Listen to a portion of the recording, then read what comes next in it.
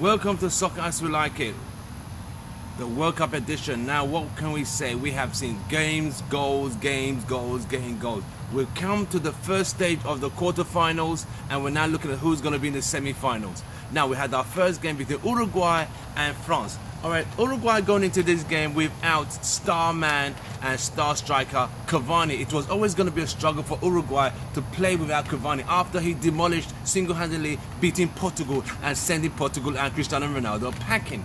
Now, Uruguay with only Suarez up front. He was isolated by the French defense, Umtiti and Rafael Varane. All they did was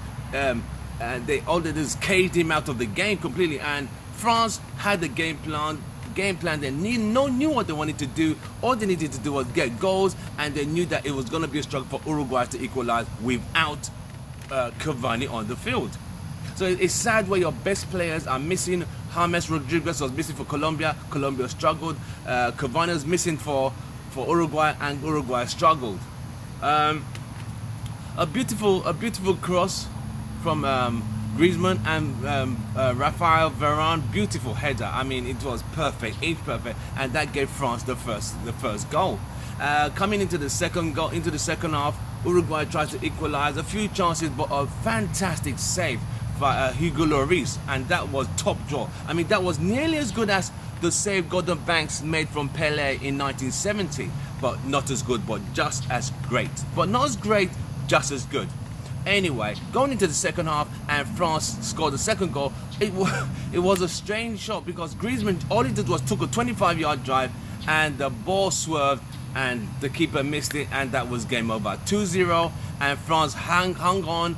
Uruguay tried to get a goal, but nothing was pulling up for them. Nothing was happening for them. They had no outlet. Suarez was isolated, no Cavani, and France are in the semi-finals. Our next game, and this was the game everyone's been waiting for, Brazil against Belgium, the two Bs. This was the last of the South American countries standing, and against the golden generation of the Belgian team. Don't forget, half of the Belgian team, or 90% of the Belgian team, are made up of Premier League players. Right. Brazil didn't start well. They started a bit sloppy. They played the attacking game, but it was always going to be a situation whereby when it came to set pieces, with the giants that Belgium possessed, Fellaini, Courtois, Company, you know, they had these giants up front, Lukaku. So they had these giants, and it was always going to be difficult for Brazil to deal with these kind of set pieces. But hey, we saw what Brazil did in the game against Switzerland. They just switch off. And the first corner kick that Belgium had, a beautiful header from Company, and it came off Fernandinho, own goal. And it was 1-0 down. Belgium were already a goal up after about 20 minutes. Brazil tried to come back, but you know, nothing was falling for them. Come in the second half, a beautiful breakaway, and that's what I'm saying. If you notice, right, Belgium have one of the fastest breakaway counter-attacks. See what they've done against Japan? See what they've done against Brazil. Lukaku did a beautiful move, went 360, beat his man, kept pace, slid the ball across. De Bruyne, instead of Marcelo closing him down, Marcelo just put his leg out and tried to block him, and De Bruyne was like, oh, I got space, I could narrow that ball to the bottom corner, and goal number 2. At this point, Brazil realized if they don't put up a fight and play better, things will have to change. William was taking off. Jesus was such a disaster. Jesus was taken off completely. William off, Jesus off. They brought on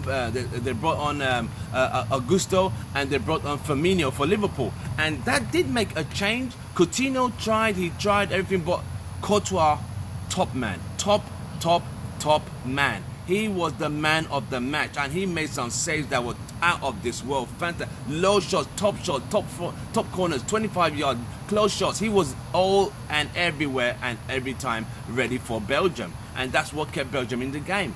It's not that Brazil didn't play well. It's just that they just could not get past Courtois.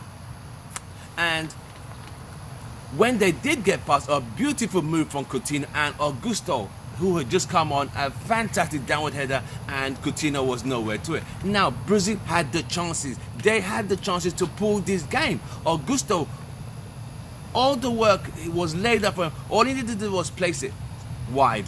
Another chance from Neymar, went around the defense, laid the ball on. I think it was Coutinho, missed it. So you see, when you start to miss your chances at this level, you will pay the price. Brazil had the opportunities to equalize this game, but they refused to take the opportunities and pull the game level. I thought I was deprived of an extra time. You see what I mean? I was looking for extra time and penalties. I wanted some more because this game was fast and furious. Don't forget to hit a like on this video if you're watching it. Don't forget to subscribe if you're a new viewer, and don't forget to hit the notification button. Share the video among your friends for this World Cup edition. Right, let's get back to it. So Belgium played well. They tried to hit Brazil on a counter-attack. Martinez realized that they were being bombarded, completely being bombarded with balls and balls and balls and balls. But he made some changes, brought on some defensive players. Fellaini played very well today. Lukaku played well. Lukaku came up towards the last 20 minutes, last 10 minutes, and while they were hanging on a thread, but Brazil didn't take the chances. Even the last chance by Neymar, you know, Courtois got a hand to it, which was a beautiful save from Courtois. I feel sorry for Neymar. With the Neymar situation, I'll say this: if you start to make a reputation of diving all the time, even when you're genuinely fouled, the ref is always going to take you with a grain of salt, like, oh, he's just diving. So Neymar costs more damage for his country than for himself. So end of the day, it's like he's got a reputation of constantly diving and flopping and rolling and rolling. And so today, even though there were some real fouls, the ref just like, you know what, I don't know, you're a diver, so let's keep moving. And it was painful for Brazil. I thought Neymar played very well at this moment today. I thought he played very, very well. So at this point, all Brazil have to do now is it's not that they didn't play well. Neymar played well. They just didn't take their chances. And at this level, you have to take your chances. They had 23 shots on goal and could only get 1 goal out of it. Marcelo played very well. The Brazilian midfield, they were caught out once or twice, but it was one-way traffic for most of the game. But Belgium had the game plan: soak up the pressure, find an outlet for either Lukaku or Hazard, you know, keep the ball, get fouled, free kick, slow the game down. So Belgium had the game plan and they executed it to perfection. Now, Belgium against France. Where's your hot money on? France against Belgium? Where would you put your money? Well, at the way things are going, I don't even know what to say anymore. It's been a beautiful game. Don't forget to subscribe. Don't forget to hit the like button on this video. Thank you for watching. Thank you for sharing. We'll see you tomorrow after the England and Sweden game and after the Russian-Croatian game. Thank you very much.